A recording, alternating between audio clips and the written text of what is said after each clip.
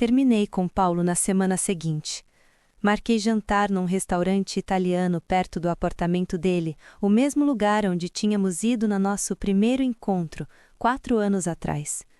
Parecia cruel escolher aquele lugar, mas também parecia honesto. Um círculo se fechando. Ele chegou com flores. Sempre trazia flores quando íamos jantar fora. Rosas cor-de-rosa, minhas favoritas. Ou pelo menos as que eu tinha dito que eram minhas favoritas quando nos conhecemos. A verdade é que nunca tinha pensado muito sobre flores, até Marina me ensinar a prestar atenção nas coisas pequenas. Você está linda, disse Paulo, beijando minha bochecha antes de sentar. Olhei para ele de verdade pela primeira vez em semanas. Cabelos escuros penteados com cuidado, camisa social bem passada, aquele sorriso aberto que me conquistara na festa de formatura da faculdade. Paulo era bonito, Paulo era bom, e eu estava prestes a destruí-lo. Conversamos sobre amenidades enquanto esperávamos a comida. Ele falou sobre um projeto novo no trabalho, sobre o churrasco na casa dos pais no fim de semana. Eu fingi interesse, mas minha mente estava em outro lugar. Num apartamento pequeno em Vila Mariana, com uma mulher de olhos mutantes, lendo poesia em voz alta. Helena, você está bem? Perguntou Paulo, inclinando-se sobre a mesa. Você parece distante ultimamente. Era a minha deixa. Paulo, eu preciso te contar uma coisa. Algo no meu tom fez o sorriso dele vacilar. Conheci alguém, disse, e as palavras saíram mais cruas do que eu pretendia.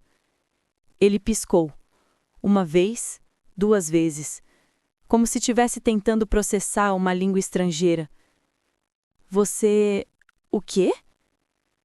Desculpa, eu deveria ter... Respirei fundo. Eu conheci alguém, e eu me apaixonei, e eu não posso continuar fingindo que isso não aconteceu. O silêncio que se seguiu foi brutal. Vi o momento exato em que a compreensão chegou, vi a dor se espalhando pelo rosto dele como tinta na água. Há quanto tempo? Perguntou e sua voz saiu diferente, mais fina. Há alguns meses. Alguns meses? Ele passou a mão pelo rosto. Você esteve me traindo por meses e eu não percebi nada? Paulo, eu sinto muito. Quem é? Ele se inclinou para frente e havia algo feroz nos olhos dele agora, algo que eu nunca tinha visto antes. Eu conheço? Não. É alguém do trabalho? Não, Paulo. Você não conhece. Ele riu, mas não havia humor no som.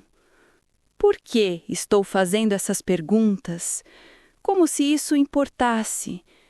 Como se saber o nome dele fosse mudar alguma coisa. Meu coração apertou. Não é um homem. Paulo parou, olhou para mim. O quê? É uma mulher.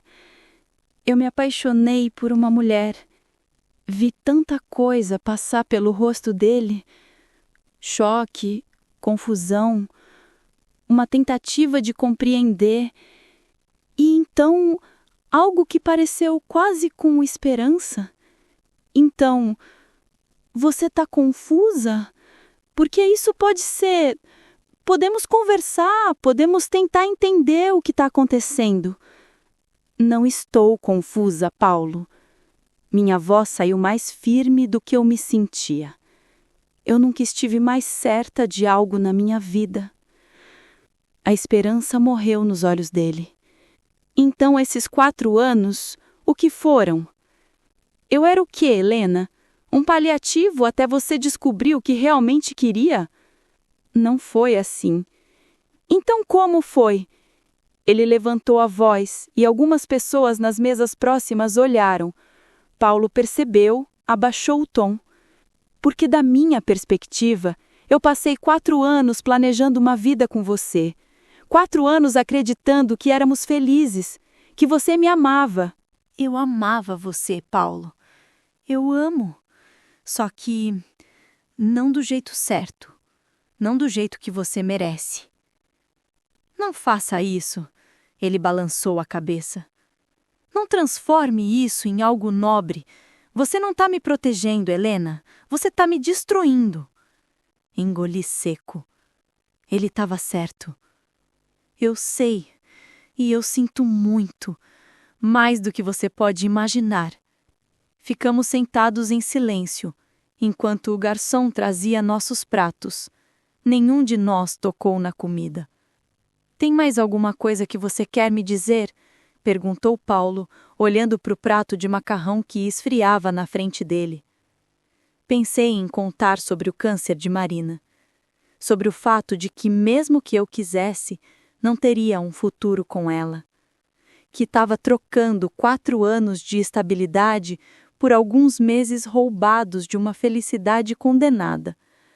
Mas isso seria egoísta. Como se eu tivesse pedindo pena. Como se isso justificasse alguma coisa. Só que eu sinto muito, disse, e que você não merecia isso. Paulo assentiu devagar. Tirou a carteira, colocou dinheiro suficiente para cobrir a conta sobre a mesa. Você vai buscar suas coisas no apartamento? Perguntou. E sua voz estava morta agora. Posso ir amanhã, se tiver tudo bem. Tudo bem. Ele se levantou. Vou passar o fim de semana na casa dos meus pais. A chave vai estar embaixo do capacho. Paulo! Ele parou. Olhou para mim uma última vez. Espero que valha a pena, Helena. Espero que essa pessoa, seja lá quem for, te faça feliz de um jeito que eu nunca consegui. E então ele saiu, e eu fiquei sozinha com 2 pratos de comida intactos e o peso esmagador do que eu tinha acabado de fazer. Chorei o caminho inteiro até o apartamento de Marina. Quando cheguei, ela estava me esperando com a porta aberta, como se soubesse. Mas seu rosto estava tenso.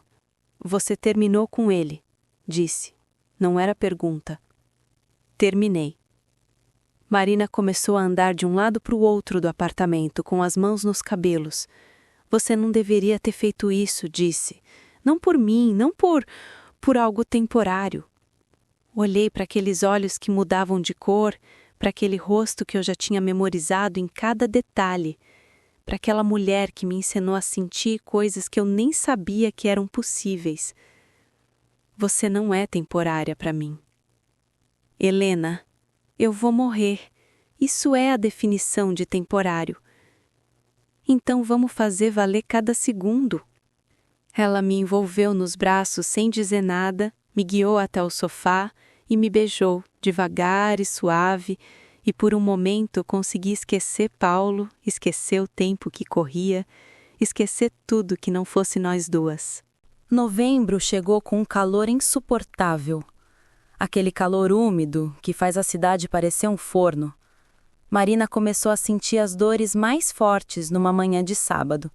Estávamos fazendo café da manhã, ela tinha insistido em fazer panquecas, uma receita da avó que envolvia banana e canela, quando a vi largar a espátula e se apoiar na bancada.